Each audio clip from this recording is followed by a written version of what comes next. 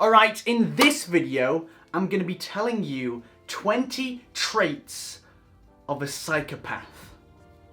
Alright, let's get into it.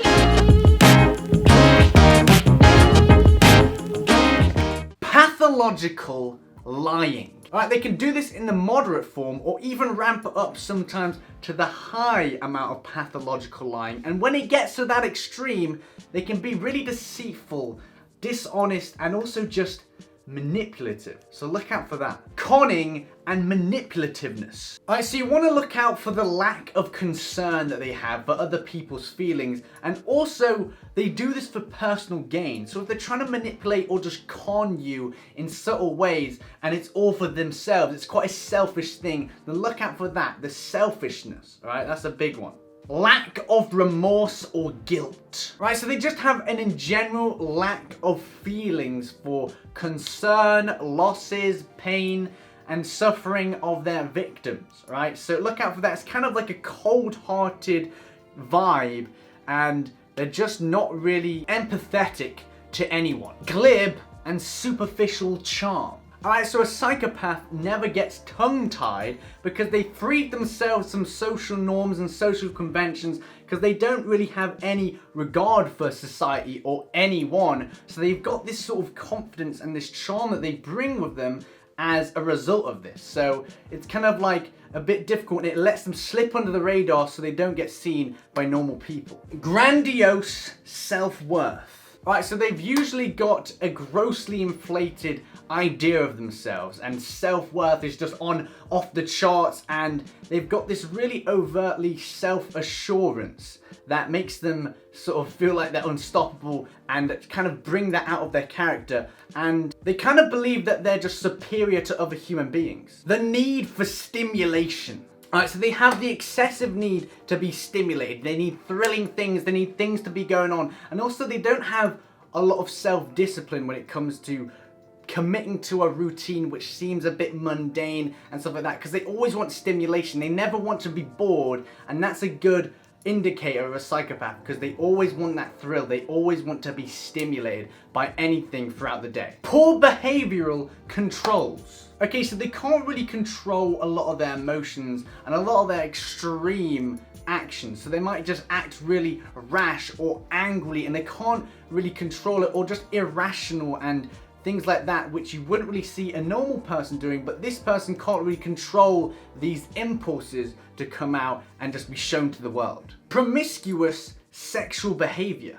So they're not shy at all about talking about sexual things, and you'll find if you look throughout their life, they've had a lot of short-lived relationships going from one person to the other, and they don't care about having a long-term relationship, and they don't really care about love. They're just interested in the sexual side of things, and that's all they care about. Early behavioral problems. You know, so if behavioral problems happen quite early on in life, so as young as 13, like running away or just excessive lying or just in general just being really naughty in class or something like that, messing around all the time, then that's quite a big indicator of a psychopath. A lack of realistic and long-term goals. Alright, so they don't really have a direction in life. They fail to sort of stick to plans and stick to goals, and if they've got goals, they're kind of really far-fetched, so that they don't even go and try and achieve them, and they don't even get close to achieving those goals. So basically they have this unrealistic view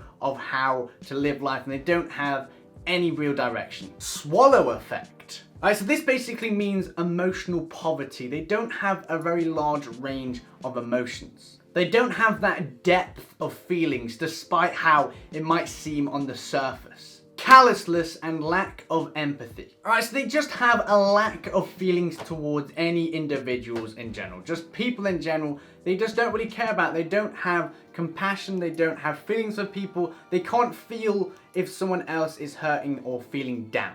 A parasitic lifestyle. So they kind of leech off other people, whether it be financially, whether it be just where they live, whether it be just off other people's success or status or whatever it be. They just kind of try to lowball at life. They don't have the motivation to go out and do things for themselves. Juvenile delinquency. Right, so from the ages of 13 to 18, they start participating in criminal activities and things that they just shouldn't be getting into, getting in with the wrong crowds, you know, drugs and stuff like that.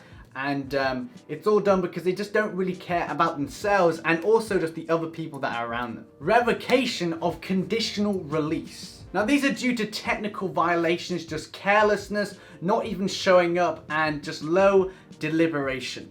Criminal versatility. Alright, so they take great pride in doing criminal activity, and they're quite versatile at the different operations they take part in, which are in the criminal field. Impulsivity. Alright, so they can be quite reckless and unpredictable because they just go off their impulse. They don't plan, they don't really overly think about things, they just go in and do something and suffer the consequences afterwards. So they've sort of got this mindless behavior of just doing whatever, whenever, regardless of what happens. Irresponsibility. So they just constantly repeat the failure to commit to obligations or commitments that they've committed to. It might even be paying the rent, it might be just family commitments, and it might be contractual agreements with work and stuff like that, but they just really don't care about seeing through to what they've committed to. Failure to accept responsibility for their own actions. So this shows that they make the effort to try and manipulate people into thinking that it wasn't them, because manipulation is a big trait of a psychopath, and so they won't take responsibility for their actions because they sort of see it as a game to see if they can manipulate someone else to believe that it wasn't them or that it's not their fault or something like that. So they don't want to take responsibility for those things. Also just because they don't even really have the motivation to go on and do those things. Many short-term martial relationships. So they just have an in general lack of commitment for long-term things, and that's exactly the case when it comes to relationships, because they just don't want to go on with a long-term thing. They don't care for the other person really, it's just for personal gain. But yeah, thank you very much for watching. I've been Jason. Hopefully you enjoyed this video, and if you enjoy videos just like this one, then by all means consider subscribing, because we do videos like this on a consistent basis. Thank you very much, and we'll see you in the next one.